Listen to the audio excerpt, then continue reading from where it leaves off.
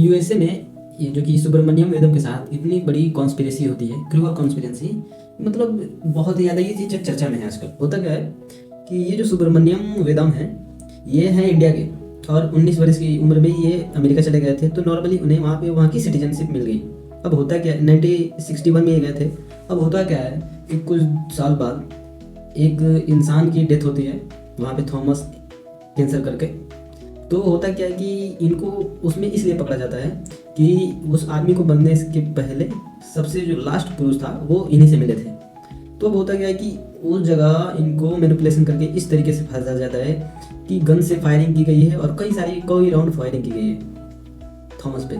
तो ये चीज़ें इन पे आती है, और 43 साल जेल में रहने के बाद यूएसए में, उसके बाद ये चीज़ें ओपन होती है कि नहीं, इन्होंने तो कोई किया ही नहीं है। और यूएसए मतलब कितना फंसाने की कोशिश कर रहा है इंडियन सिटीजन को, धीरे धीरे टारगेट कर रहा है। बट ये नहीं जानता कि इंडिया जब टारगेट करने पे आएगा तो बहुत कुछ कर सकता है। तो ऐसी बड़ी कॉन्स्पिरेसी हुई इंडिया के सिटीजन के साथ, वो भी यूएसए में, और बिन गलती के, बस इतने से कि वो लास्ट में मिले थे। जो आजकल तो नॉर्मल है क्योंकि हर दिन इंसान किसी न किसी से मिलता है। बट कोई इंसिडेंट अगर उसके पास्ट में हो जाए या फिर उसके कुछ देर बाद हो जाए तो उस पर कोई क्या ही कह सकता है।